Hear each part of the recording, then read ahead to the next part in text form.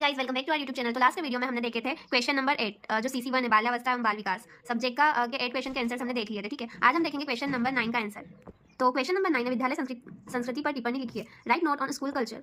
तो थोड़ा सा आंसर हम बुक से देखेंगे और फिर थोड़ा सा पॉइंट वाइज हम मन से लिखेंगे। तो विद्यालय की संस्कृति का भी बालक के समाजीकरण पर प्रभाव पड़ता है। विद्यालय में यदि बट ये सामाजिकरण पर विद्यालय संस्कृति का क्या प्रभाव पड़ता है ना। तो हमको अर्थ लिखना होगा कि विद्यालय संस्कृति का अर्थ है विद्यालय के वातावरण, परंपराओं, नियमों, मूल्यों और व्यवहारों का वह समग्र समूह जो छात्रों, शिक्षकों और अन्य स्टाफ के जीवन और सीखने के अनुभव को प्रभावित करता है। यह संस्कृति विद्यालय की पहचान और गुणवत्ता को परिभाषित करती है। ठीक है, तो इस टाइप से लिखना है आपको, मतलब जो हमको क्वेश्चन में पूछा उसका सटीक आंसर देना है। अभी बुक में तो मुझे ना सारी थ्योरीज एकदम मिक्स सी मिलती है, तो कुछ समझ में नहीं आता, बट मैं जैसा बोल रही हूँ वैसा आंसर लिखना है। तो विद्यालय संस्कृति जो होती है वो विद्यालय की पहचान और गुणवत्ता को परिभाषित करती है। फिर आपको लिखना है विद्यालय संस्कृति के घटक। तो कौन कौन से घटक होते हैं? छात्रों और शिक्षकों के बीच सहयोग और आदर का माहौल, मतलब पहला तो होता है सकारात्मक वातावरण, है ना। हम बच्चे जो है वो वहीं पर पढ़ना पसंद करेंगे जहाँ पर उनको पॉजिटिव एनवायरनमेंट मिलेगा। तो पहला है छात्रों, सकारात्मक वातावरण जहाँ पर छात्रों और शिक्षकों के बीच सहयोग और आदर का माहौल हो, विद्यालय में सीखने और विकास के लिए प्रेरणादायक वातावरण हो, है ना। सेकंड है मूल्य और आदर्श, नैतिकता, अनुशासन और समानता को प्रोत्साहित करना, सामाजिक और सांस्कृतिक मूल्यों को बढ़ावा देना। फिर थर्ड है परंपराएं और उत्सव, विद्यालय में मनाए जाने वाले त्योहार, राष्ट्रीय त्योहार और वार्षिक कार्यक्रम, इनसे छात्रों में एकता और सामूहिकता की भावना विकसित होती है। चौथा है नेतृत्व और प्रबंधन, प्राचार्य और शिक्षकों का नेतृत्व विद्यालय के उद्देश्य को दिशा प्रदान करता है। प्रबंधन की कुशलता से विद्यालय की संस्कृति और प्रभाव बढ़ता है। फिर पांचवा है समुदाय और सहभागिता, माता पिता, छात्रों और समुदाय के साथ समन्वय, विद्यालय को सामाजिक जिम्मेदारियों से जोड़ना, है ना। तो ये आप 5 पॉइंट्स लिख सकते हो। फिर विद्यालय संस्कृति का प्रभाव, हेडिंग लिखना। ठीक है, विद्यालय संस्कृति का प्रभाव। तो पहला तो फर्स्ट पॉइंट लिखना, छात्रों पर प्रभाव। एक सकारात्मक विद्यालय संस्कृति छात्रों के चरित्र निर्माण, नैतिक विकास और शैक्षिक उपलब्धियों को प्रोत्साहित करती है। इससे छात्रों में आत्मविश्वास, अनुशासन और नेतृत्व क्षमता का विकास होता है। शिक्षकों पर प्रभाव, सेकंड है शिक्षकों पर प्रभाव। शिक्षकों को बेहतर प्रदर्शन और छात्रों को प्रेरित करने के लिए एक स्वस्थ वातावरण प्रदान करती है। कौन? विद्यालय संस्कृति। उनके व्यक्तित्व और पेशेवर विकास में सहायता करती है। फिर थर्ड पॉइंट है विद्यालय की पहचान, एक सुदृढ़ संस्कृति विद्यालय को समाज में आदर्श के रूप में स्थापित करती है। इससे विद्यालय में प्रवेश लेने के लिए अधिक संख्या में छात्र आकर्षित होते हैं। निष्कर्ष, विद्यालय संस्कृति किसी भी शिक्षण संस्थान की आत्मा होती है। यह केवल छात्रों को शिक्षा प्रदान करने तक सीमित नहीं है, बल्कि उन्हें नैतिकता, अनुशासन और जिम्मेदारी सिखाने का माध्यम भी है। एक सकारात्मक और प्रगतिशील विद्यालय संस्कृति समाज के निर्माण में महत्वपूर्ण भूमिका निभाती है। फिर 10वां क्वेश्चन है, सवेक से आप क्या समझते हैं? परिभाषाएं लिखिए। What do you understand by emotions, right definitions. Guys, अगर आप ऑल ईयर के क्वेश्चन पेपर सोल्व कर लोगे, हमको पेपर में तो ये जो 14 क्वेश्चंस है उसमें से हमको 11 ही अटेम्प्ट करना है, लेकिन हम इसमें सारे आंसर्स देखेंगे, सारे अटेम्प्ट करेंगे। अगर आप इतना भी कर लोगे फिर भी आपके 50% मार्क्स आ जाएंगे अगर आप अच्छे से इनके आंसर प्रिपेयर करते हो। तो इग्नोर मत करना, मतलब ऑल क्वेश्चन पेपर जरूर सोल्व करना।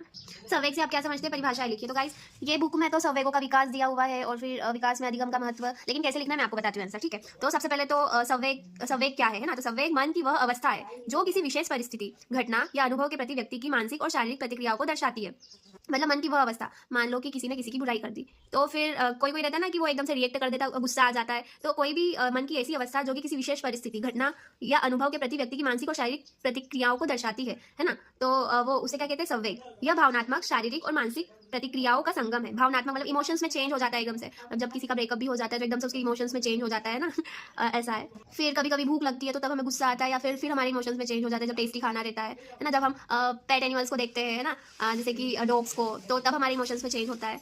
तो वो जो चेंज होता है वो भावनात्मक रूप से, शारीरिक रूप से, मतलब हम उनको खिलाने लग जाते हैं, है ना, उनके साथ खेलने लग जाते हैं। जब भी हम डॉग्स को देखते हो तो डॉग्स के छोटे छोटे पपी को देखते हैं तो फिर और मानसिक प्रतिक्रियाओं का संगम है। मानसिक मतलब मेंटली, मानसिक रूप से भी प्रतिक्रिया करेंगे हम, है ना, जो किसी अनुभव या उत्तेजना के कारण उत्पन्न होती है। मतलब किसी भी अनुभव, सपोज किसी ने बुराई कर दी या फिर किसी ने तारीफ कर दी, है ना, किसी भी अनुभव या उत्तेजना के कारण उत्पन्न होती है, एकदम से इमोशंस जो है बाहर आते हैं, है ना, उसको क्या बोलते हैं? संवेग या इमोशन। फिर हमको लिखना है संवेग की परिभाषा है। तो सबसे पहले वुडवर्थ के अनुसार संवेग वे तीव्र अनुभव है जो शरीर, मन दोनों में हलचल उत्पन्न करते हैं और व्यक्ति को किसी दिशा में क्रिया करने के लिए प्रेरित करते हैं।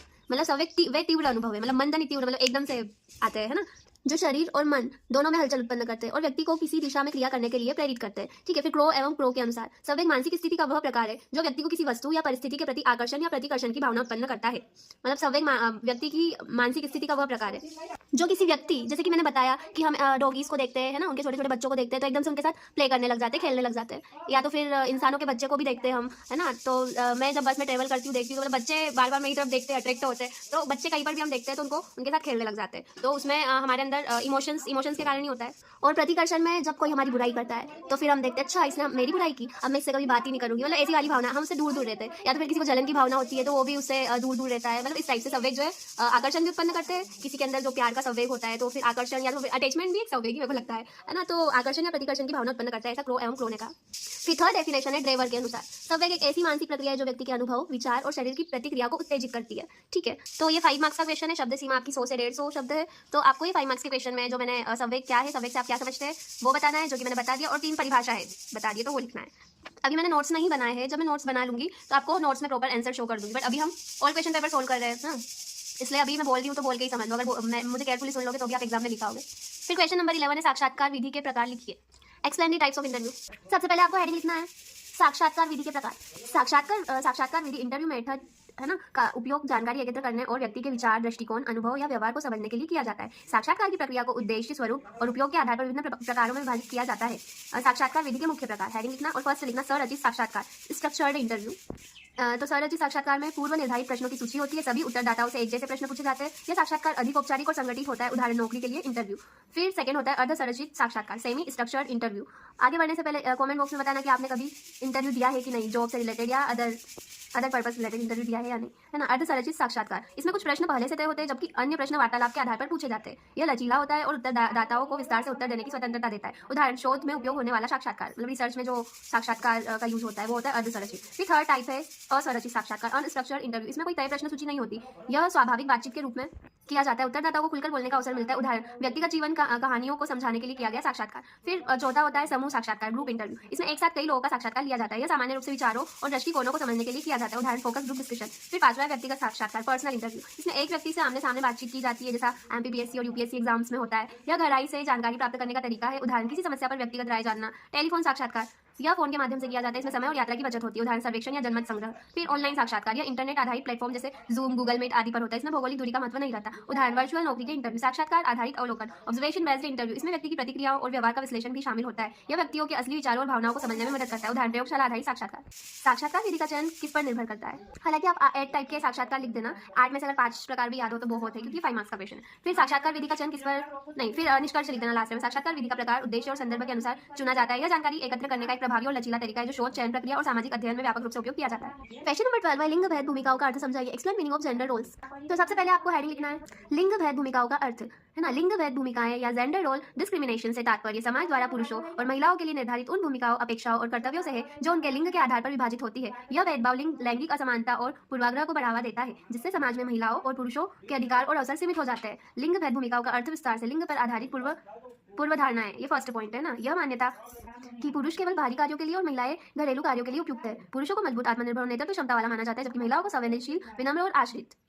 सेकंड पॉइंट है कार्य विभाजन। पुरुषों को कमाने और परिवार का पालन पोषण करने की जिम्मेदारी दी जाती है, महिलाओं को घर संभालने, बच्चों की देखभाल करने और घरेलू कार्यों में सीमित समय घरेलू कार्यों में ही सीमित कर दिया जाता है। फिर थर्ड पॉइंट है पारिवारिक और सामाजिक अपेक्षाएं। महिलाओं को अच्छी पत्नी या अच्छी मां बनने के लिए दबाव डाला जाता है, पुरुषों को परिवार का प्रमुख और निर्णय लेने वाला माना जाता है। फोर्थ पॉइंट है शिक्षा और रोजगार में असमानता। महिलाओं को अक्सर उन क्षेत्रों में शिक्षा और रोजगार तक सीमित किया जाता है जिन्हें महिलाओं के लिए उपयुक्त माना जाता है, पुरुषों को तकनीकी प्रबंधन और उच्च पदों के लिए प्राथमिकता दी जाती है। फिर लिंग भेद भूमिकाओं का प्रभाव महिलाओं पर प्रभाव। शिक्षा और रोजगार के अवसरों में कमी, स्वतंत्रता और निर्णय लेने की क्षमता पर प्रतिबंध, करियर और व्यक्तिगत विकास में बाधा।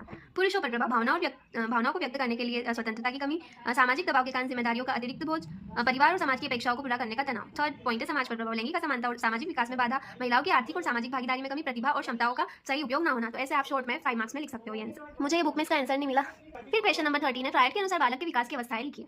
Stages of development of child given by Freud. Freud का पूरा नाम है सिगमंड फ्रायड। तो सिगमंड फ्रायड के अनुसार बालक का विकास 5 प्रमुख अवस्थाओं में होता है, जिन्हें मनोवैज्ञानिक योनिक अवस्थाएं साइकोसेक्सुअल स्टेजेस कहा जाता है। ये अवस्थाएं फर्स्ट है मुख ओरल स्टेज, जन्म से 1 वर्ष तक। इस अवस्था में शिशु का मुख्य स्रोत उत्तेजना, ये देखिएगा इस पहला है मुखी अवस्था ओरल स्टेज, इसमें जन्म से 18 माह तक की अवधि दी है। मुख्य व्यवहार चूसना और काटना। तो मुखीय अवस्था में शिशु का मुख्य स्रोत उत्तेजना मुख के माध्यम से होता है, जैसे चूसना, बिनती और निगलना, है ना। तो शिशु अपने मुंह के माध्यम से खुशी और संतोष प्राप्त करता है। यदि इस अवस्था में बहुत अधिक या कम संतुष्टि होती है तो जीवन में मुख्य संबंधी आदतें जैसे तंबाकू या खाने की आदतें विकसित हो सकती है। इसलिए अगर बच्चा बचपन में अंगूठा चूसता है तो उसको ज्यादा रोकना नहीं चाहिए, ज्यादा स्ट्रिक्ट नहीं होना चाहिए, है ना। सेकंड है गुदी अवस्था एनल स्टेज। ये जो 8 माह से 4 वर्ष तक होती है, मतलब अलग अलग बुक में अलग अलग दी हुई है। तो एक बार आप ये जो ईयर से अवधि जो है वो एक बार चेक कर लेना, है ना। मल मूत्र विसर्जन। तो गुदी अवस्था में बच्चा अपनी आंतरिक उत्तेजनाओं को नियंत्रित करना सीखता है, जैसे मल त्याग की प्रक्रिया। यदि माता पिता द्वारा अत्यधिक सख्ती या लापरवाही की जाती है तो यह आदेश या नियंत्रण की प्रवृत्तियों को जन्म दे सकता है। थर्ड है लैंगिक अवस्था फैलिक स्टेज। 3 से 7 वर्ष तक जननेंद्रियों का स्पर्श एवं प्रदर्शन।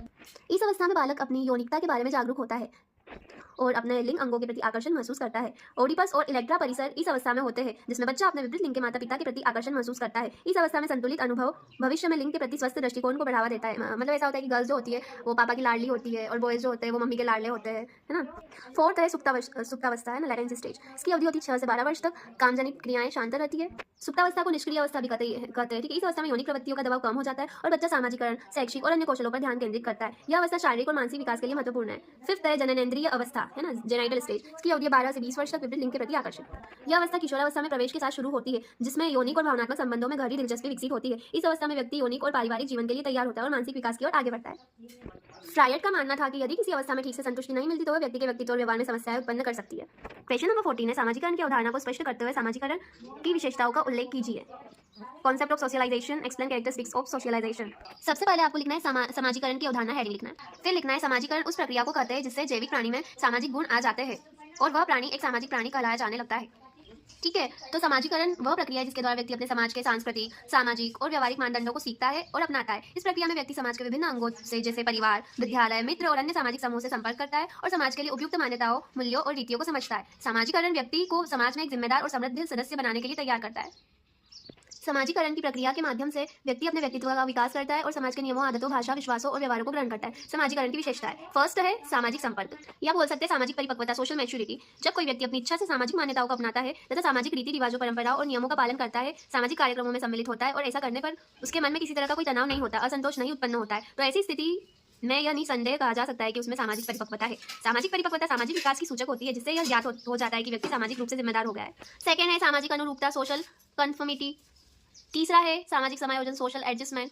चौथा है सामाजिक गतिविधियों में भाग लेना, पार्टिसिपेशन इन सोशल एक्टिविटीज। और पांचवा है सामाजिक अंतःक्रियाएं, सोशल इंटरेक्शंस। तो गाइस ये है सामाजिकरण की विशेषता है। वैसे तो मैं इजीली आपको नोट्स बना के बता दूंगी, बट उसके लिए आपको मेरे चैनल को लाइक, सब्सक्राइब और शेयर करना होगा, ठीक है। तो गाइस मिलते हैं नेक्स्ट वीडियो में। Do like, subscribe and share.